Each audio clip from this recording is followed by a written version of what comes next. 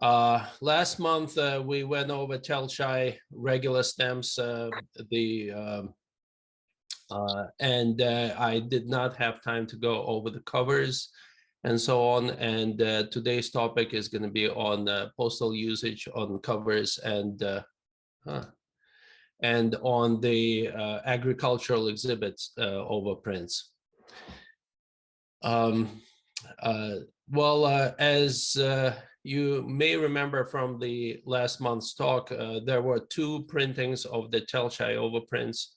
The first printing was the medium size type 2 overprints and the large size overprints type 3. The second printing occurred in the end of August, and it was type 1 and type 3. But this was the first printing, and this specific piece of paper is with stamps from the first printing affixed, and the date of the cancel is June 30th of 1941. This is why they're called June overprints, because they were still printed in June, and that was the actually FDC, which is first day of issue, or first day cancel. Funny enough, it was canceled in the town LAISVI, not in Telšiai, right? So the philatelists were very active. They were waiting for these stamps to come out, and some of them grabbed the stamps that were printed in Telšiai, brought them down to LAISVI, and a lot of early cancels you will see coming from LAISVI, actually, that are available on the market and in different collections. So this actually comes from a collection of Charlie Matuz's. He owned that first. And here we go, talking about covers with Telšiai overprints. Now, I have to tell you, just like previously in all other cities and towns of Lithuania, these overprints, not only they were very short-lived in terms of time, there was not a lot of mail happening at that time. It was a tumultuous time of war, and Germans were in town, and not only there was not a lot of mail, there was also not a lot of people who saved those covers, because again, the war, the people moved, people escaped, people ran away. And after the war, it was kind of unsafe to keep these kinds of letters with evidence of German occupation and freedom from Soviet Union. So a lot of people destroyed them and got rid of them. So these covers are actually very, very scarce, except for maybe philatelic covers, which are the ones that you commonly can find. If you find any, chances are you'll find a philatelic cover or a forgery. Nevertheless, this is a typical philatelic cover. It was a late overprint, a late cancel date of the first overprint, canceled August 28th. And Telšiai D cancel is the most common cancel used at that time, and for most of the philatelic cancels, this is the cancel that was used. This was addressed locally to famous philatelist and collector, Dr. Mikulski. This is a less common cancel, and that's why I brought it in. I have a couple of ripped covers like that, and that's another thing that philatelists did. They got rid of their names, so they are not associated with the Germans and German occupation, and nobody can blame them for being a sympathizer, so to say. But it's a almost complete set, but the cancel is not very common. It's a small letter B Telšiai cancel from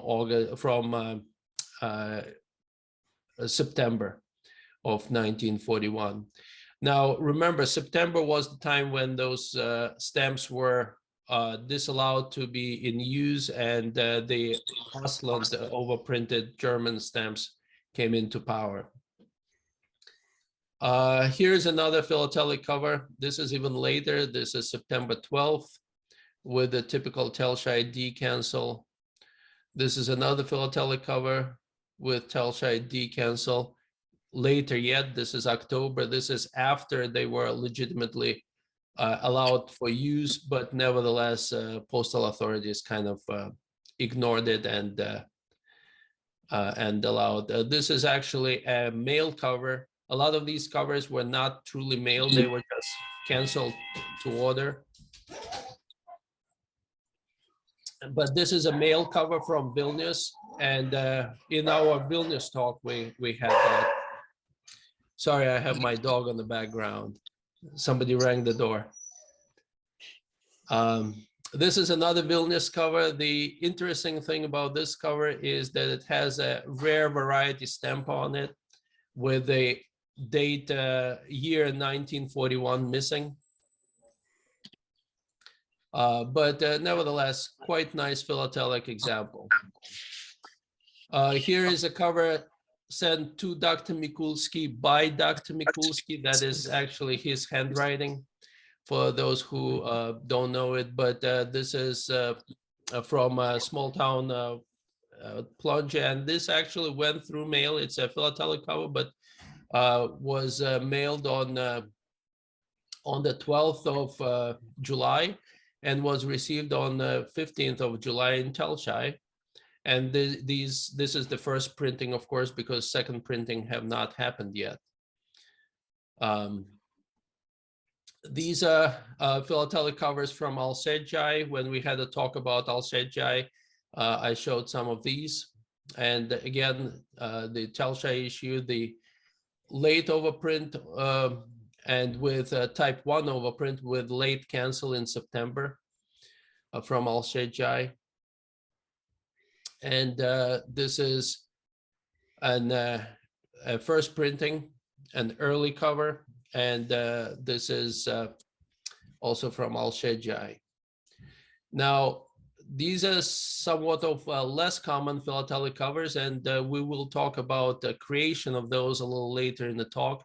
But these are nice. They are purely philatelic. They were not truly, they actually never went through mail. They were just canceled to order, so to say. Thank you. But nevertheless, they look pretty and they certainly are very collectible. Among other less common philatelic covers are covers like this. This is a pair of inverted overprints. Certainly stamps by themselves are not terribly rare, but rare enough and pricey. But on cover, they're even prettier. These are a couple of covers, just like the other ones, with inverted overprints. On the left is 5 kopeek with inverted type 1. On the right is type 3. And appropriately canceled, well, illegally, but appropriately canceled in mid-September. And here are the prettier yet covers. These are with inverted Mayakovsky stamps, which are quite rare to begin with, and inverted, they're rarer yet. And on cover, these are the only 2 covers known to me. But nevertheless, they're clearly philatelic and were specially canceled for that purpose alone. Both on the same day, which is September 12th of 1941. And these were the creations of Jonas Grigaliūnas. Now, non-philatelic covers, now these are rare. And not only they are rare for all the reasons that I told you, but also they are appropriately franked, which is always nice to see.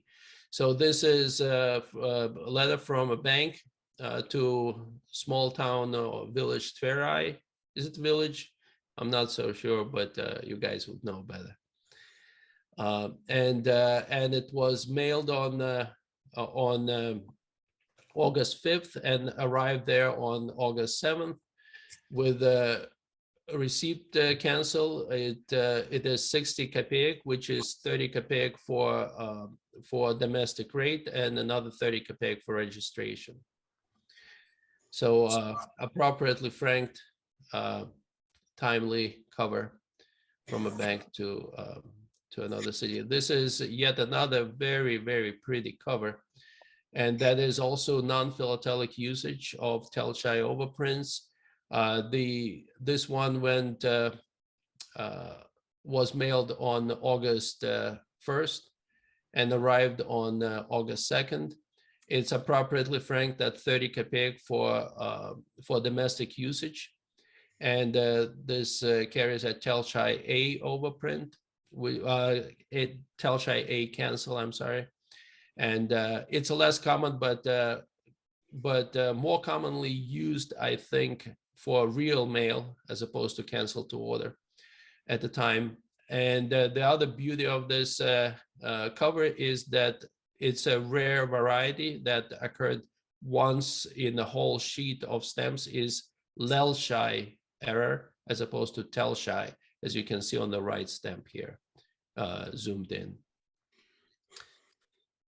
So now we go to the agricultural issue, agricultural exhibit. These are all the stamps that were overprinted in agricultural exhibit. And this is just a nice sample of all the basic stamps with all kinds of overprint. The 1, 3, 4, 5, 6, 7 stamps on top is with type 1 overprint. The 7 on the bottom are with type 2 overprint, and all of them on the right-hand side are with the type 3 overprint. Of course, type 3 overprint occurred in the first printing as well as during the second printing.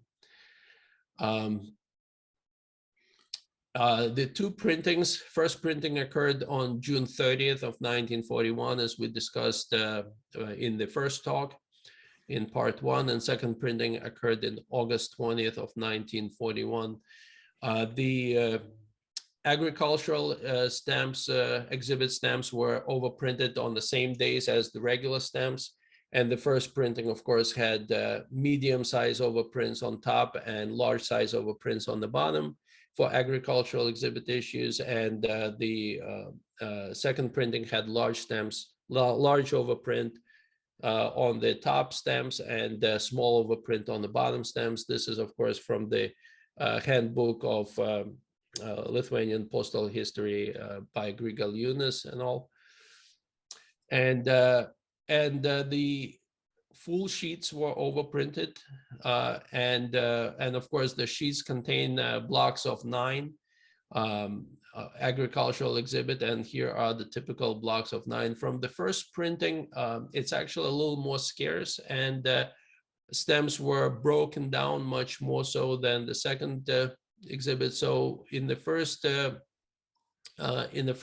printing, these are probably the largest multiples that are known to exist. This is all 9 stamps from the left bottom corner with type 3 overprint on the left, and the right one is from Dr.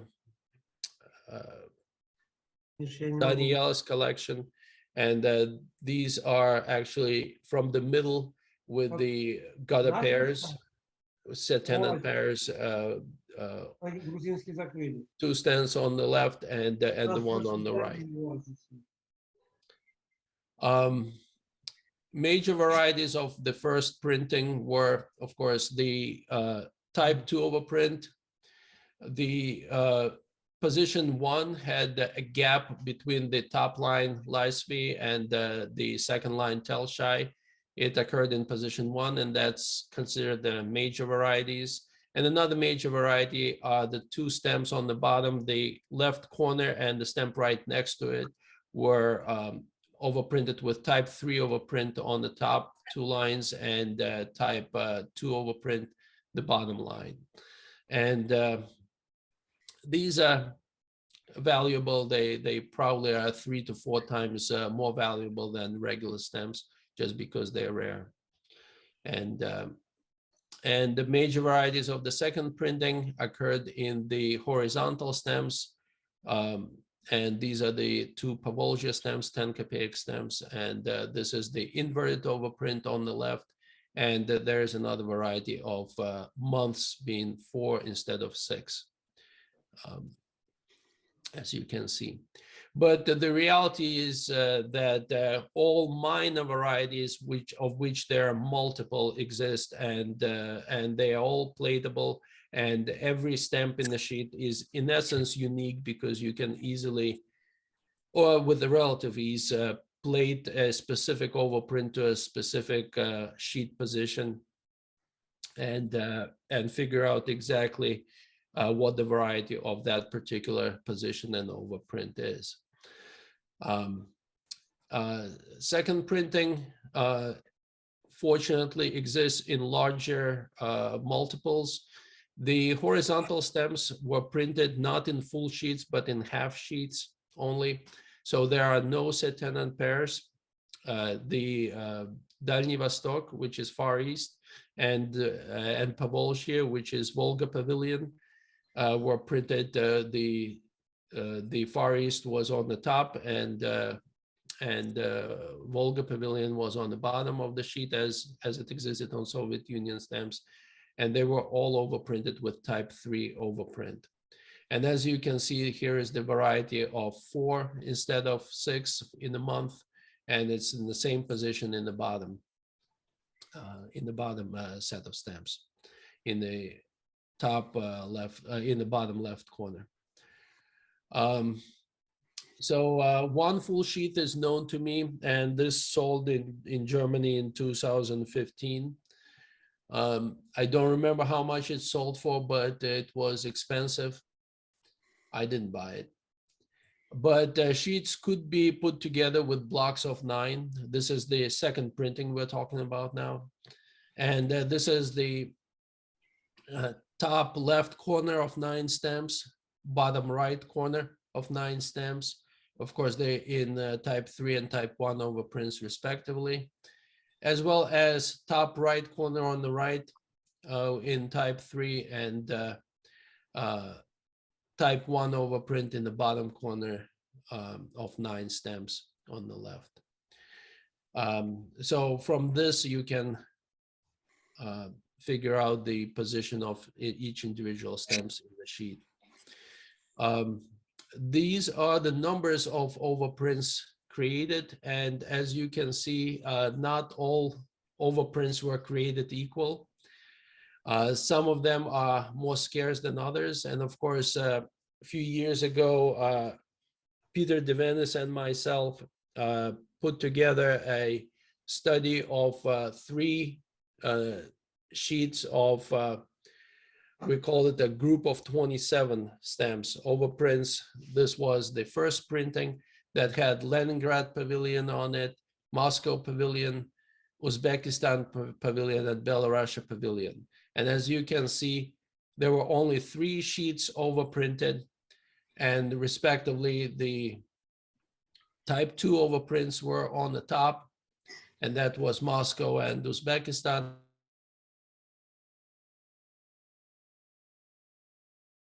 And Belarus. And those stamps are scarce because there were only 27 stamps in existence, and varieties of those stamps were even more scarce yet. But other stamps were created in bigger proportions. You know, Ukraine was 54 stamps in type 2, for example, but type 3 could be combined with type 3 from the second printing, and that creates it a bigger number. Some of the type 2 overprints, like Armenia and Azerbaijan, are a little more scarce.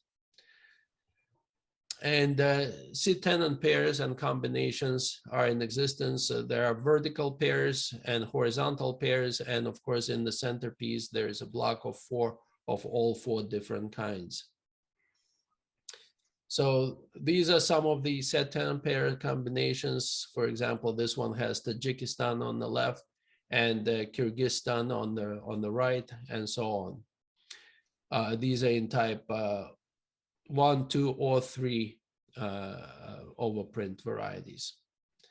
And this is a typical example of a centerpiece where you have type 2 overprint on the top from first printing, type 3 on the bottom, and all 4 different stamps. And here are some covers. So we go into covers creation, and this is first printing, canceled to order, obviously, on October, I'm sorry, on July 10th of 1941 with a typical TELSCHAI D cancel. And here is another one with the TELSCHAI D cancel. This did not go through mail. It was created philatelically, and we'll talk a little later how that was done. And look at that. We go into what I call philatelic tricks. And this is the cancel to order stamps on a blank cover from and canceled on September 12th of 1941. Here are more covers canceled on September 12th of 1941, and look at that. They are absolutely identical. I saved that because I just love this picture. The 2 stamps on the top are identical to the 2 stamps on the bottom, except the address is written in on the top and there is no address on the bottom. So what these were made by Jonas Grigaliūnas, who actually was right at the heart of that overprinting process and was a big stamp collector together with Dr. Mikulskis in TELSCHAI. So, so they put a lot of stamps on covers and canceled them to have canceled to order. And some of them they written in the address, and others they didn't. These were never mailed. They were just purely philatelic and collectible. Nevertheless, that's a real cancel. It's a real stamp. It's a real overprint. Nothing is forged about this, about these covers, except you know, they're purely philatelic, of course. Some of them were actually the address was not written in later, like this one, but you can see that this address was written in first, and then the stamps were applied, because nobody would be typing right on top of the stamp here. But there are some more of these, again, all on the same date, September 12th, 1941. But sometimes you can find them on different days. Here's another one from TELSCHAI D, September 12th of 1941. So a little more of these. Now, these are prettier. They're also philatelic, but they just look prettier to me. And this is handwriting of Jonas Grigaliūnas, and he wrote it to himself. And I think this would look nice in any collection or exhibit. Another one, which I called also pretty, and this has a combination of different stamps on it. Relatively early cancel, again, TELSCHAI D from 7th of July of 1941, so a week after the stamps were printed. And of course, Mayakovsky is a rare stamp when it comes to these, and rarely found on cover. Now, we all have to be careful because there is lots of forgeries. And these are typical examples of forgeries. If you see TELSCHAI E cancel, always be very careful, because this is predominantly used on forgeries. And for these particular 2 covers, as you can see, this is number 36 and this is registration number 37. The registered stamp is fake. The TELSCHAI E cancel is fake. The overprint on both agricultural stamps are fake, but the 50 kopeiks stamp is actually a real overprint. This is a good stamp, and so is this. So it's a combination of good and bad, making it ugly altogether. But these are pure forgeries. So some of the forgeries are absolutely crude, like these ones with different cancels. This is a stamp. Of course, Soviet Union stamp is a fine stamp, but the overprint is a crude forgery and easy to spot, and so are the cancel marks. Now, some of the forgeries are a little less crude, but nevertheless also can be distinguished because they don't play to any of the known positions in the sheet. Like this one is kind of a double strike, as Martin likes to call it, a kiss printing or whatever you called it previously. Then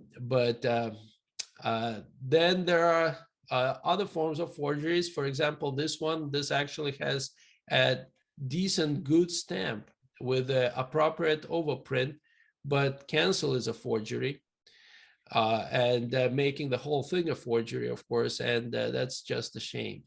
And those do exist, and I have a couple of those in my collection of forgeries. Now, to say one more thing, expertization of these stamps is mandatory. As you can see, somebody knew what they were doing in this particular circumstance. There are two stamps from Leningrad and Belarusia, which is how they exist on the group of 27, the rare variety of overprint, that there were only 3 sheets overprinted.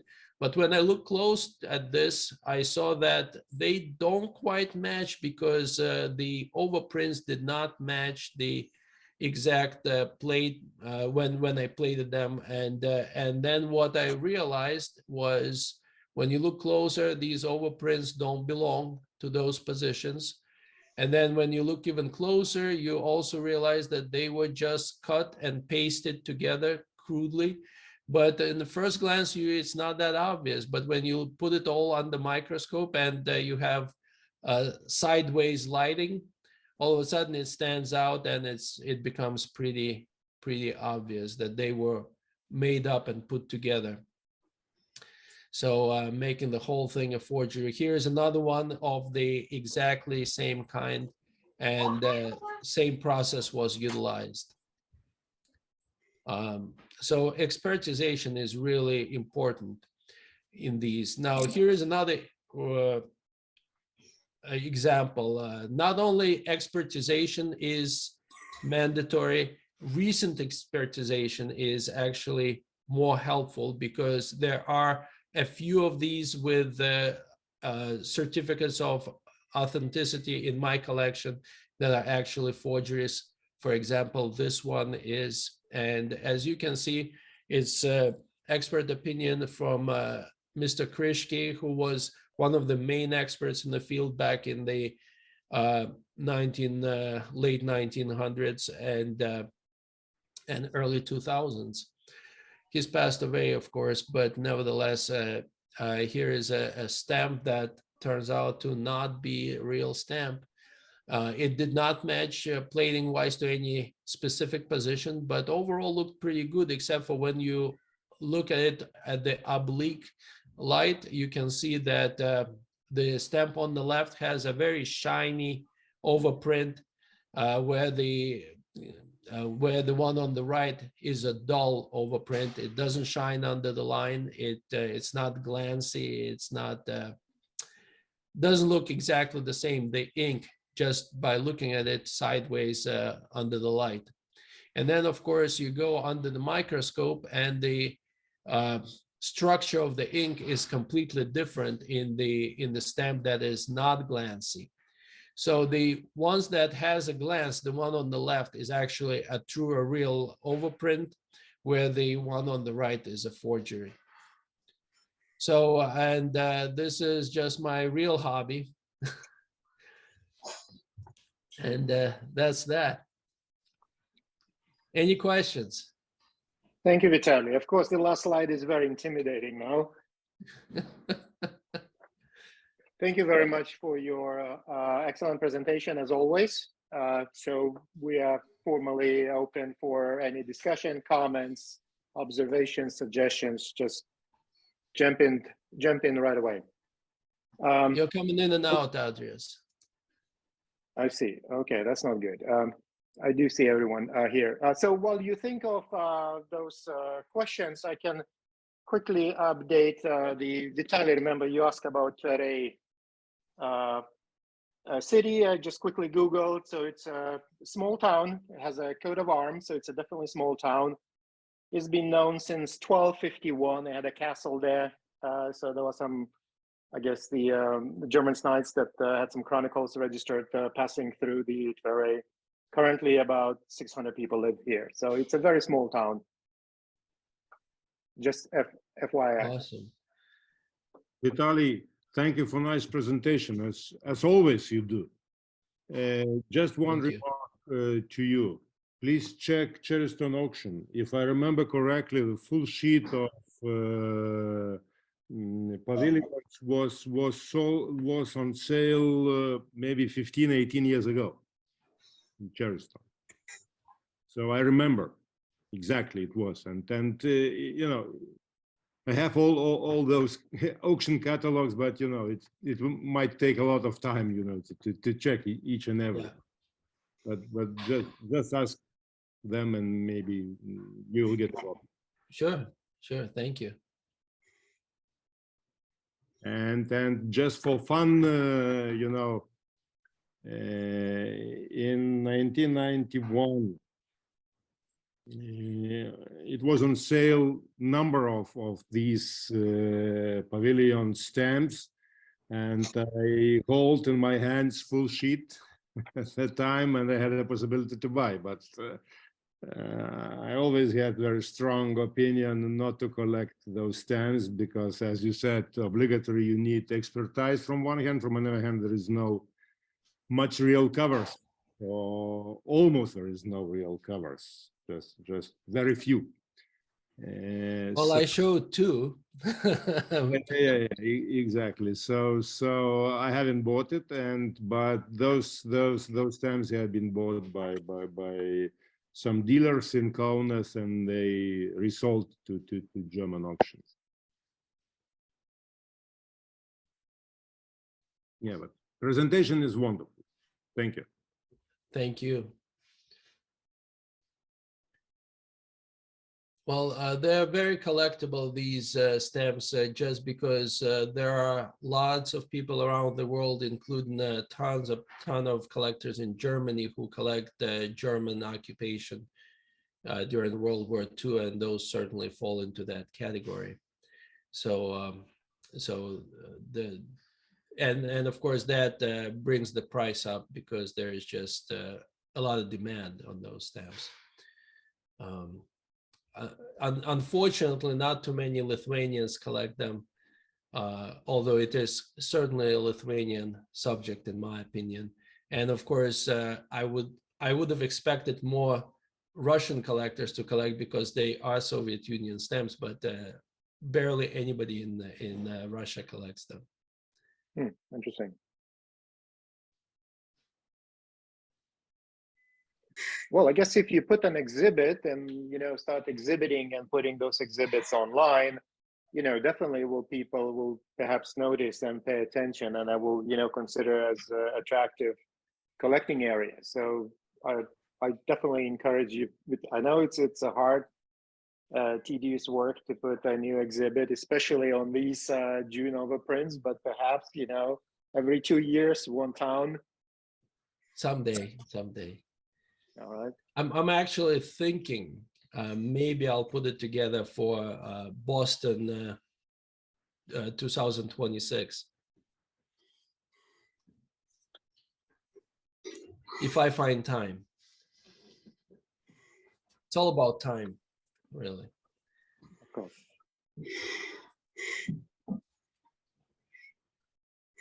Now, on Anyone the good else? note, Sure.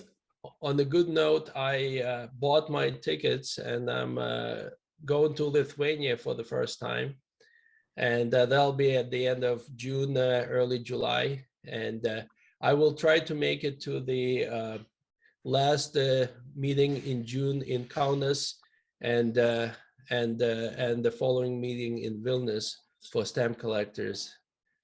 So and whenever it is, July 23rd or 24th, so June 23rd or 24th. So All right, I'm pretty sure I'm everyone pretty will be very excited about that. Very excited to see you. And you know, for you collecting Lithuania, trip to Lithuania is a mandatory. Right. I've delayed it for a long time. Wonderful. Summer is Yesterday is we good time. discussed. Yesterday we discussed with Antanas about your coming Oh trip. boy, So we are waiting for you. that's awesome. Very good. Any other questions? You know, we can definitely move away from this topic if there are no specific questions about this presentation, you know. So any other question, any other topic, any other sharing of recent acquisitions, anything else is perfectly good time to do that now. Just vocabulary. You told some stamps C-tenant. I watched in my library. I didn't find it. So could you explain C-tenant, please? C-tenant are the two stems that are attached to each other, that are side by side, but have different designs on them. Okay. In philatelic world, they're called C-tenant. Okay. It's a French phrase. I think it's I can't pronounce French, but it comes originally from the French. Okay. They could have similar design but different colors, or different stamps altogether. But as long as they were printed being attached next to each other, sometimes they can be vertical, sometimes they can be horizontal. But as long as they are attached to each other, they're called C-tenant. Right, and they can be also inverted. Yeah. Rotated, you know, 180 degrees to each other. The same stamp rotated. That would also be, I think, called C-tenant.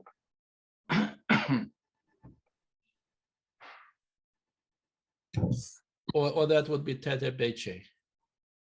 Maybe. Yeah, I need to pick up my. Yeah. I think that might be tet beche. Maybe you're right. Yeah, that best. Very good. If it's same stamp. Yeah, Yeah. save me from rereading it. Thank you for correcting me. Yeah. Doing a study of group 27 stamps with Kęstutis Divenis was a lot of fun, because at one point we thought maybe there was a fourth sheet created because there were some stamps that just didn't fit anywhere into the three sheets that we knew of. And then we realized that the level of the overprint was not the same in different lines and in different rows of stamps. So we initially went by the high, the low, or the middle ground overprint, but that turned out to be not a good way of sorting them out, because in the same sheet, some of the stamps had a high overprint and others had really low overprint. So that was a lot of fun. That was a few years back, probably about 10 years back, hasn't it? Yes, it's just looked it up. It's LPS 238 in 2010. 2010. 12 years ago. Yeah, well, Dr. Okay, Line did a lot of work and plating of the first and second printing, and he did a fine job. And after he before he passed away, he shared some of his findings with me. So that was really, really nice of him. And I later shared his and my findings with Tobias. So this plating of the first overprint as well as second printing were kind of well studied. We can position every overprint, whether it's a large stamp or a small stamp, by a specific sheet position, and that helps with expertising. So nowadays, if you get a certificate you're looking for where exactly in the sheet this stamp comes from, because oftentimes if it cannot be plated, obviously it's a forgery, and there are a lot of those. Vitaly, I have two questions. I don't know the stamps very well. I think the time between the first and second printing is not so usual for this editions. And do you know whether a German occupying government forbid this stamps, or what they say to this? Well, as with all the overprints, they were local overprints. They were created by local authorities and not German authorities. Absolutely not. But because the Germans did not supply their Ausland, overprints stamps yet for postal use, Germans were kind of turning their head away and ignoring the use of these for the time being. Later on, they were forbidden to be used because, the Hitler stamps with Ausland overprint were in use, and that was it. But it was purely done by postmasters in some places, and in other places, the local collectors and philatelists kind of pushed the local authorities to print these. And this second printing was, of course, done not because there weren't enough stamps. It was kind of philatelic in nature. Nevertheless, it happened. It was used, for postal purposes. So that's that. So I have asked because I have seen a document about the Kaunas issues, the Nepri-Klausoma issues, where a German officer invaded the Spindolis printing office and confiscated the printed stamps. So they have forbidden to use this after that. I was so happy that you mentioned it when we were talking about Nepri-Klausoma stamps, because that explained why there are so few of them from Kaunas that were actually postally used in Kaunas. But they were, most of the ones that were truly postally used, you find in other small towns not too far from Kaunas, because the stamps were taken away by Germans later, but initially they sent some out to the smaller post offices in the provinces.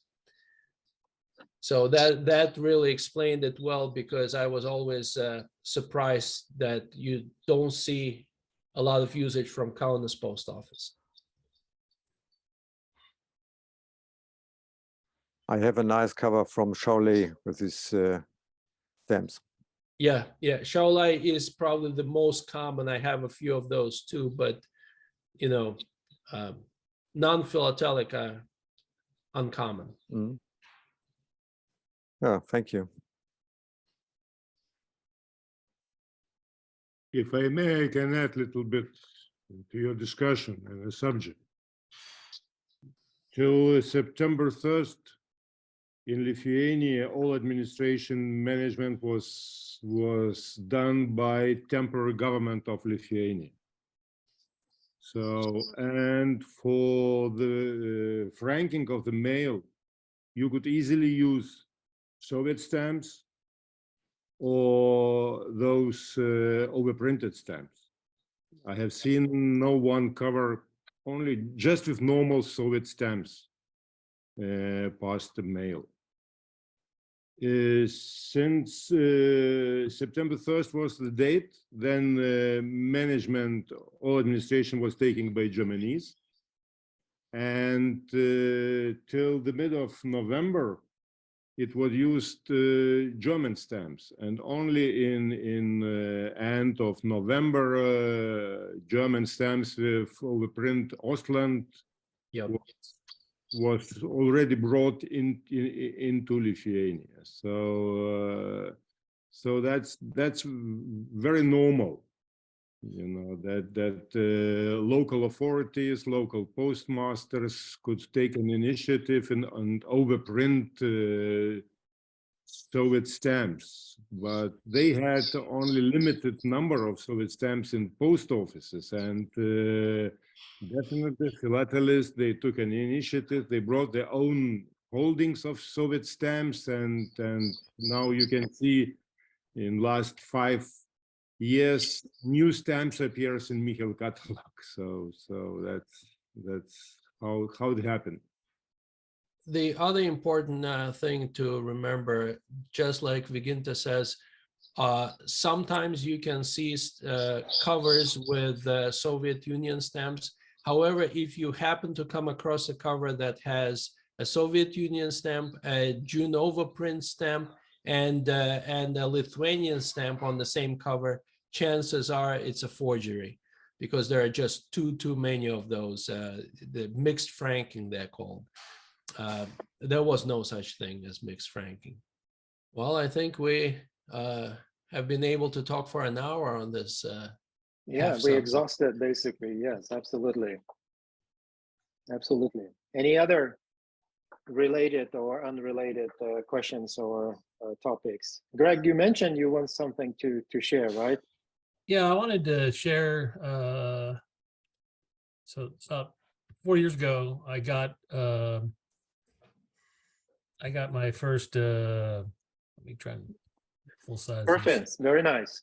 Yeah, so I got a Lithuanian stamp, perfect KA, which in I guess salute would be the appropriate, but it got me going, and I was able to round up over the past 2 years a few from on the memo stamps. And the earliest one I have is August. It doesn't show the date, but of 20, and it goes through 22. And so that seems reasonable, because I think the town changed to salute in March of 23. And oops, where is it? Let me, Yeah, so, Shilute, yes. right. So how do you say that? Okay. Shilute, Shilute, Shaluta. Okay.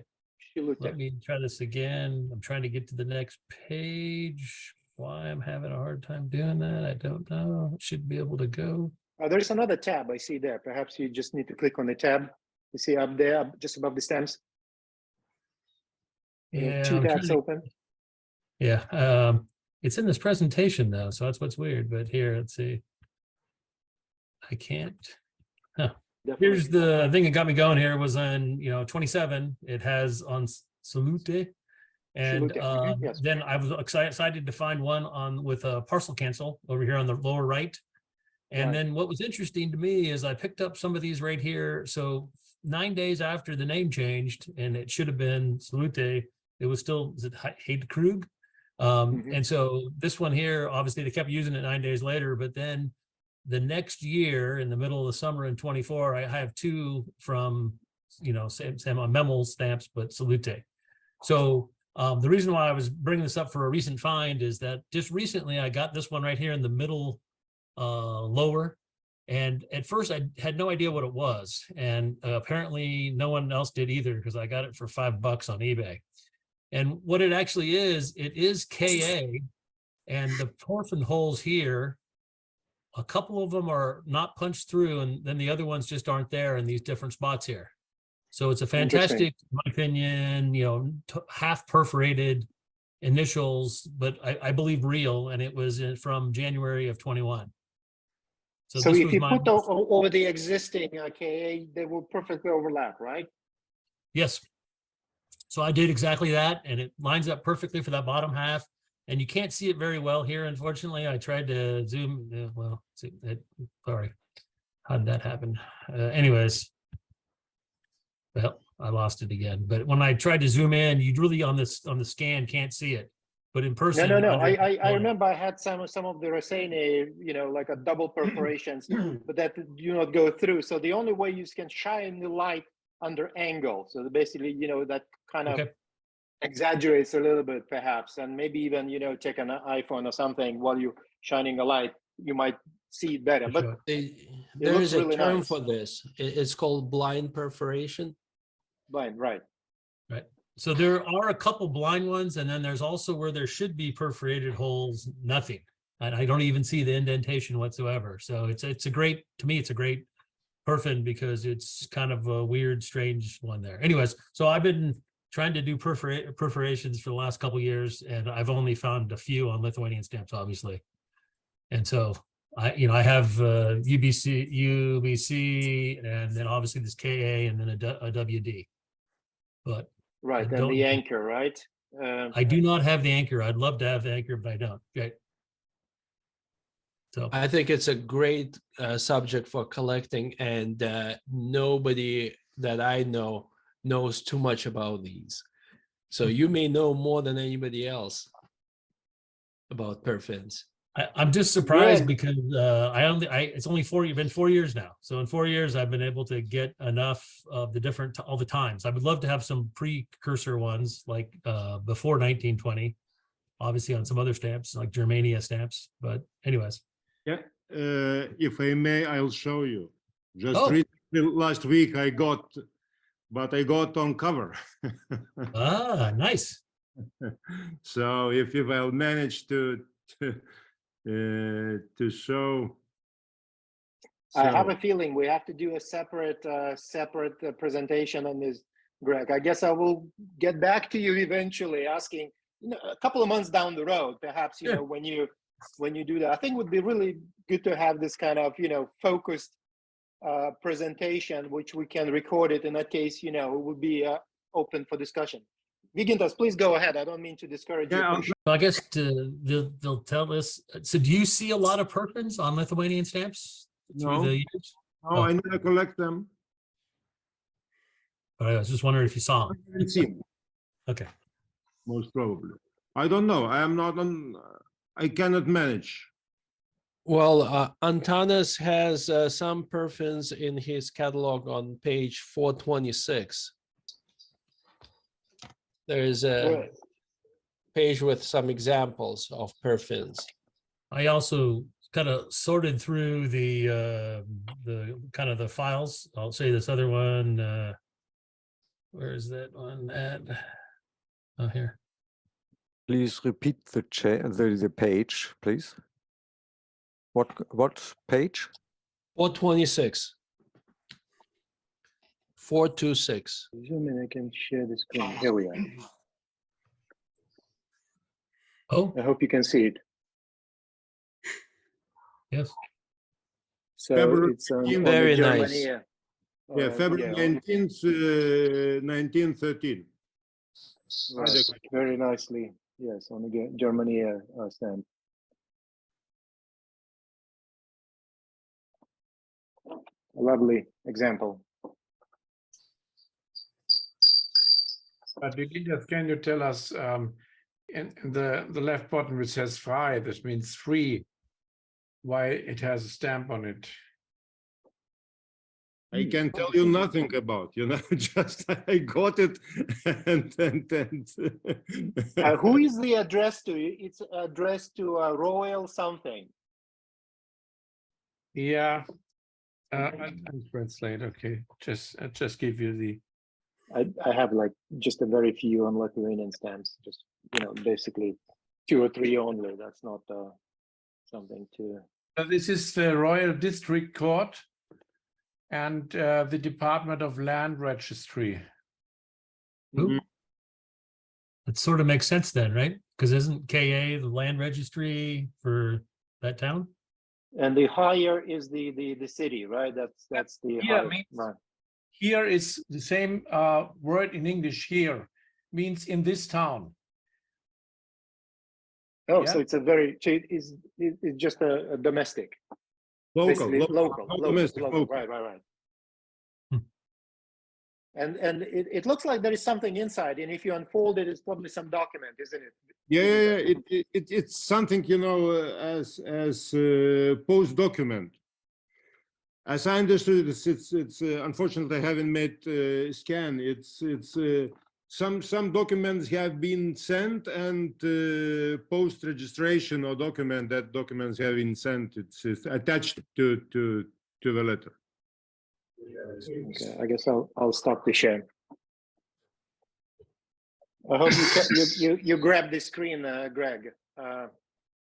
Oh, I was going to say, I had done some searches just looking for any reference at all of anything, and I had found, of course, now I don't see it, but let me try again. So I had just started a PowerPoint with anything I saw on any of the web things, and you know, through the years, and you know, obviously I do one I bought myself, but Sure. so this was from one of your listing there on the 15th. They sold for 140, and there were 3 of them, and to me they're all in that same vein.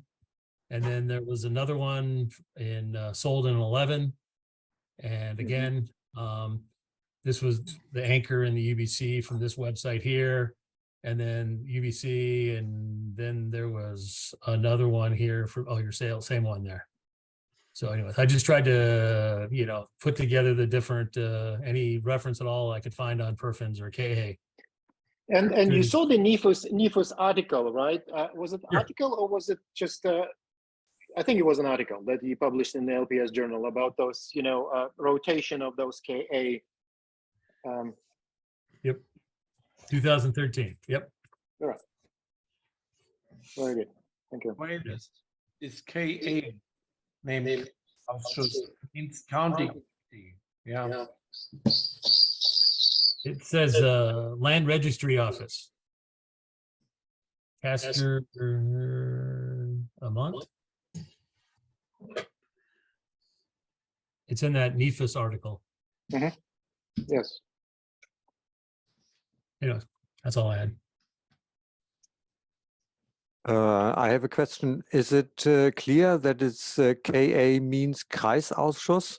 This letter, it could be that KA means Königliches Amtsgericht, Royal Court, and the Grundbuchamt is a department of the Königliches Amtsgericht, and this the court sending a formula so on to the Grundbuchamt. Could this be another possibility to get the letters KA?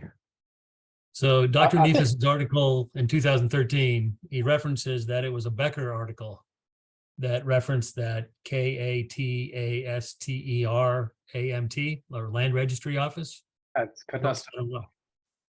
Yes, and that was also confirmed by Dr. Doniela many years ago when we started discussing about perfins. He kind of corrected us at some discussion online. He says, no, this is that land office for sure. But, you know, you never know. Maybe it's good to go back and revisit and kind of double check.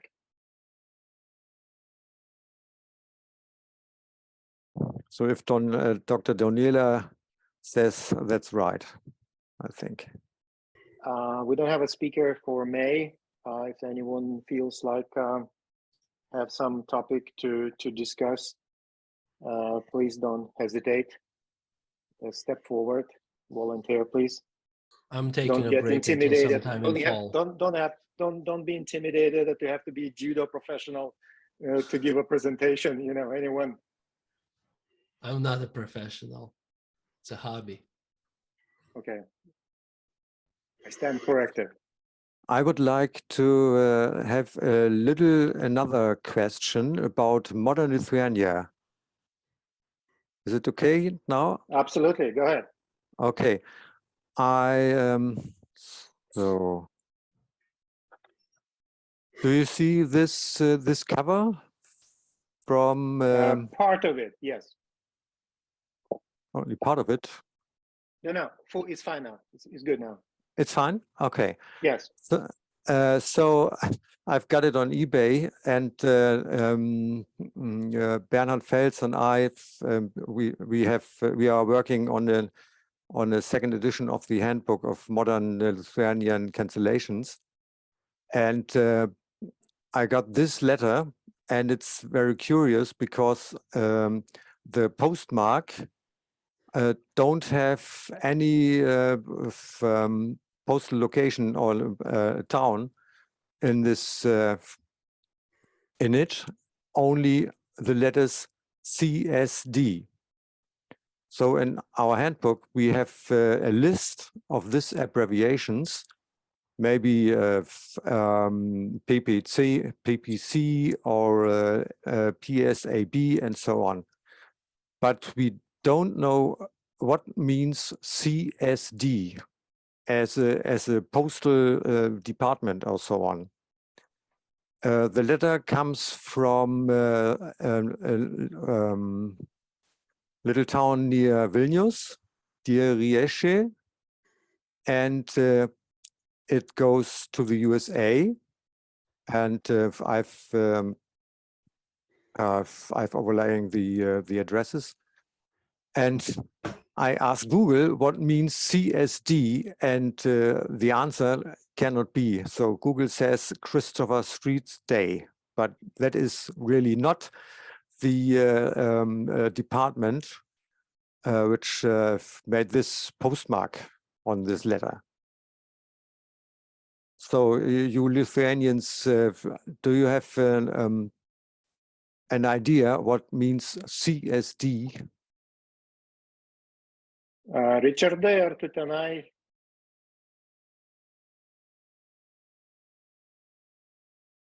Aš apie What does tai it say at the bottom? nežinau, apie tai neteko susidurti. CSD is Centrinis skirstymo departamentas. Greičiausiai. Central Distribution Department. That's what he suggests. Central Distribution Department. Centrinis skirstymo departamentas. So that makes sense, because we have letters with envelopes with the postmark VLC, Vilnius Distribution Center, and so on. And this postmark appears last year's, but not yet. And this is from 22. So maybe this postmark is new, and the old one, VLC, is not used anymore. That makes sense, I think. When I contacted the post office administration about this, they informed me that this specific postmarker with CSD inscription is used only very rarely. It's very unusual for them to use it. So maybe there was some kind of reason why they used it. I don't know why. So I personally got a couple of them by just sending from the post boxes around Vilnius and the Vilnius region. So yeah, I would guess it might be sometimes used when previously a VLC was used, but I'm not sure as well. Is this CSD the center near Vilnius airport, where a lot of mail of Lithuanians going through? Or is it another department?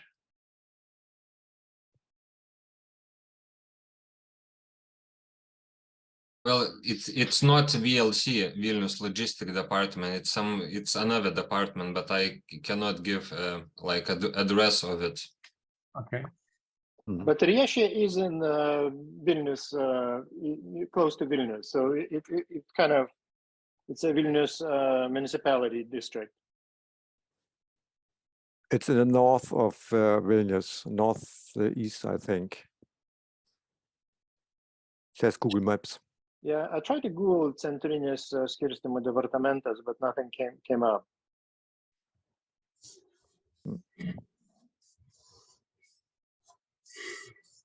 And Didžioji Riešė is it's not in Vilnius, but in Vilnius district municipality. yes. Yeah. So maybe you can make some investigations where this department is and what it's what they have to do in the postal process.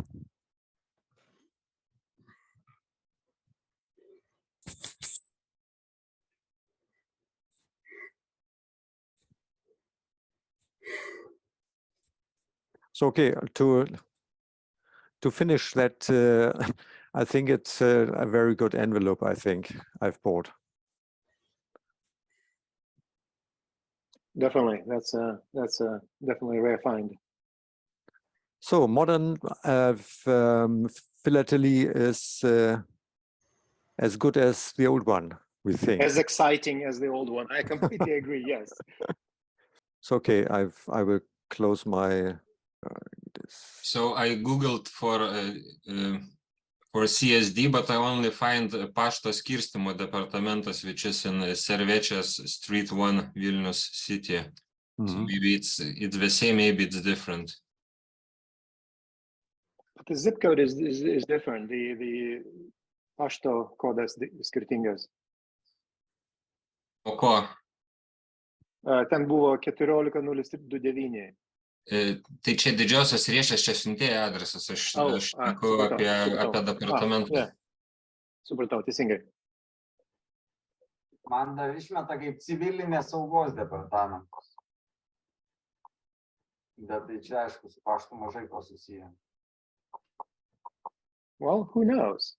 There is some civil, was it civil defense department? I don't know if that makes any kind of sense. Most likely is the distribution related. Oh, it is. I have contacted Lithuanian post office about it, and they say that it is central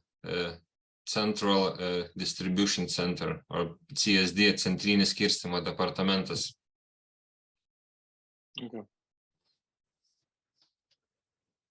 So you can forward that persiustą atsakymą Martinui. No, I have already asked it some I don't know, maybe someday last year, and they replied me that it's centrinis skirstymo departamentas. So. So Martin, it looks like it is confirmed, because Domantas says that he has contacted postal authorities and specifically inquired about this CSD, and they reply that it's a central distribution department. Thank you. Very good. Thank you, Domantas. So we have a good working group about modern Lithuanian postmarks and cancellations. That's very good. Thank you for the solution. Glad we can help. Anyway, so I guess perhaps it's time to wrap it up. It's been 1 hour and a half almost. Unless anyone wants to share some additional information, ask questions, you can definitely stay longer. If not, I would like to thank everyone who joined us today. Hopefully we can see you next month as well. We'll work very hard to find a speaker. If you know anyone to suggest, that also works, and I will contact him directly. So just, please send me an email. That will be helpful.